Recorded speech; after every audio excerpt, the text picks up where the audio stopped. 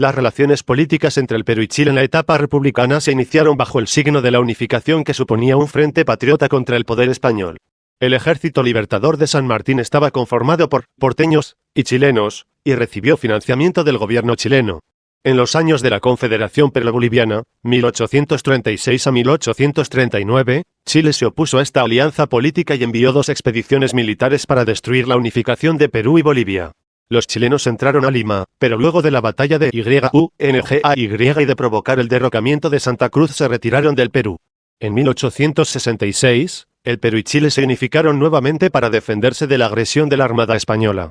Ambas naciones establecieron una alianza y hubo colaboración mutua para defender los puertos de Valparaíso y el Callao. Luego sobrevino la Guerra del Pacífico, 1879 a 1883, que volvió a enfrentar a Chile contra Perú y Bolivia.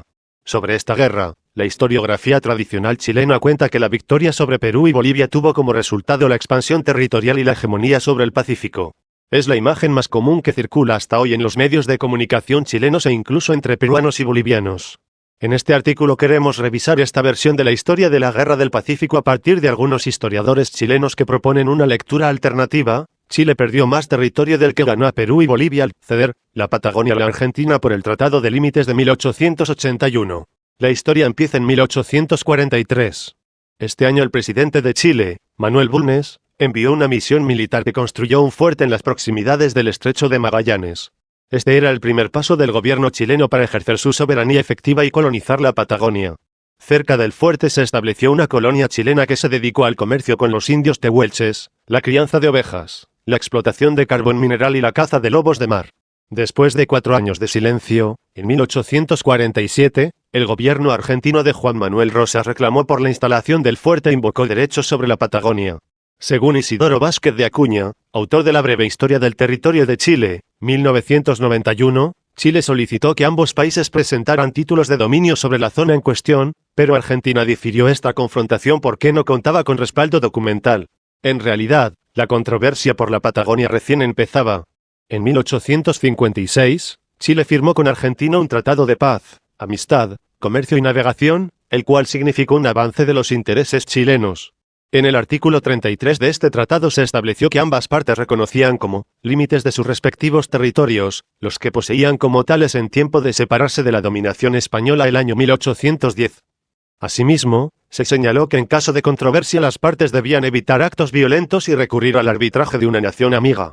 Era casi una victoria chilena, pues el gobierno contaba con cédulas reales, mapas y otros documentos coloniales que avalaban que la Patagonia estaba bajo la jurisdicción de la Capitanía General de Chile en 1810. Sin embargo, la Argentina nunca abandonó sus pretensiones por la Patagonia, y a partir de 1859 inició un proceso de penetración y colonización creando fuertes militares y pequeñas colonias para ejercer control efectivo de ese territorio. 2 elementos jugaban a favor de Argentina: su fácil acceso a la Patagonia, los chilenos debían atravesar los Andes o viajar por mar para llegar a ella, y la presión demográfica que, como consecuencia de la política inmigratoria, facilitaba una estrategia de colonización de la Patagonia. Por su parte, Chile tuvo una política errática y la población que se expandió desde el Fuerte Bulnes, trasladado y refundado luego como Punta Arenas, llegó solo hasta las riberas del río Santa Cruz. La Patagonia era percibida como un territorio desértico y, por su desconocimiento, pobre en recursos naturales. En las décadas de 1860 y 1870, ambos países trataron de llegar a acuerdos limítrofes sobre la Patagonia, pero al parecer la política argentina consistía en evitar el arbitraje consignado por el Tratado de 1856 y colonizar la Patagonia para dirimir sobre hechos consumados. A esto se sumaron los vientos de guerra entre Bolivia y Chile que llevaron a la alianza secreta entre Bolivia y Perú. La Argentina fue invitada a adherirse a la alianza y la Cámara de Diputados aprobó el tratado, pero no se llegó a aprobar en la de senadores. Este amago de adhesión será a la larga el principal instrumento para presionar al gobierno chileno por concesiones territoriales.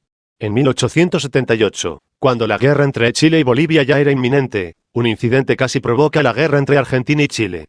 Aunque la armada chilena era ampliamente superior a la argentina, el conflicto se frenó porque el interés de las élites estaba puesto en los ricos yacimientos de salitre en Atacama.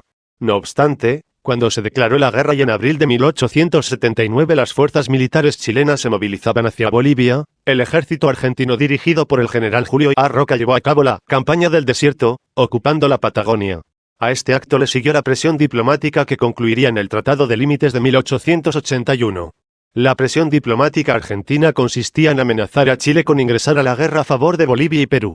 En abril de 1879, el representante peruano en Buenos Aires, Víctor de la Torre, mantenía conversaciones con el gobierno argentino para que le vendiera armas al Perú, e incluso acerca de su posible ingreso a la guerra. Sin embargo, señala Ezequiel González Madariaga, argentino informaba a Chile de las tratativas peruano-argentinas para presionar sobre el diferendo en torno a la Patagonia. Así lo afirmaba de la Torre en una carta dirigida al ministro de Relaciones Exteriores, José de la Riva Agüero, con fecha de 26 de abril. Es indudable, señor ministro, que la exigencia de notas para la adhesión y para resolver algo sobre el comercio de armas, tiene por objeto amenazar con ellas al plenipotenciario de Chile, a fin de hacerle ceder de sus pretensiones. El resultado de esta presión fue la firma del Tratado de Límites, gracias al cual Chile cedió la Patagonia, parte de la Tierra del Fuego y parte del Estrecho de Magallanes. Según Ezequiel González Madariaga, el territorio cedido significó más de 750.000 kilómetros cuadrados. Isidoro Vázquez de Acuña habla de más de 1 millón de kilómetros cuadrados. ¿Por qué aceptó Chile entregar la Patagonia? Básicamente porque el interés principal de las élites de ese momento estaba en las salitreras de Antofagasta y Tarapacá. El historiador chileno Luis Ortega, autor de En torno a los orígenes de la Guerra del Pacífico, señala la influencia de la Compañía de Salitres y Ferrocarril de Antofagasta, de capitales británicos y chilenos, sobre el gobierno de Chile. Anota Ortega que varios de sus accionistas tenían altos cargos políticos: Miguel Saldías, diputado; Alejandro Fierro, ministro de Relaciones Exteriores; Alejandro Puelma, diputado y hombre de confianza del presidente Aníbal Pinto; Antonio Varas, diputado y ministro del Interior; Julio Cegers, ministro de Hacienda; Rafael Sotomayor, ministro de Guerra; Jorge Neus, ministro de Justicia.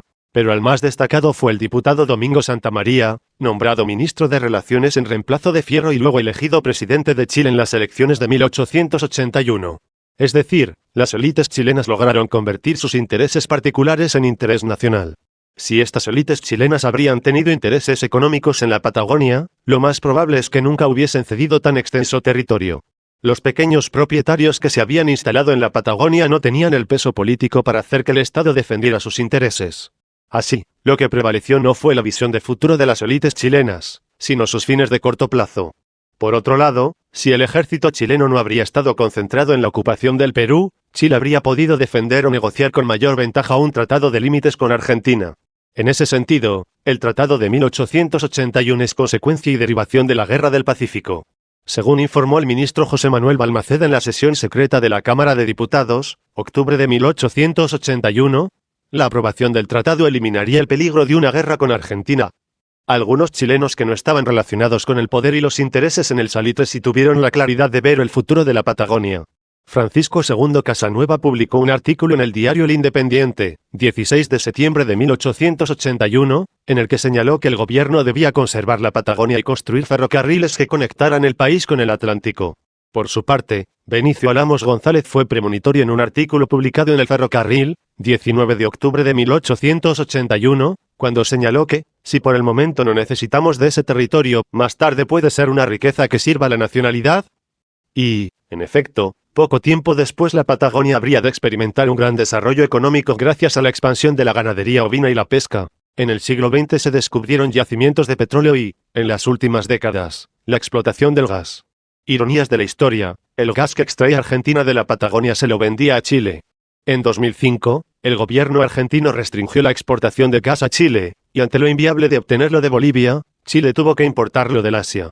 Así, la victoria contundente que infligió Chile al Perú y Bolivia encierra la paradoja de haber perdido más territorio que los obtenidos, así como importantes recursos naturales que las élites no supieron prever.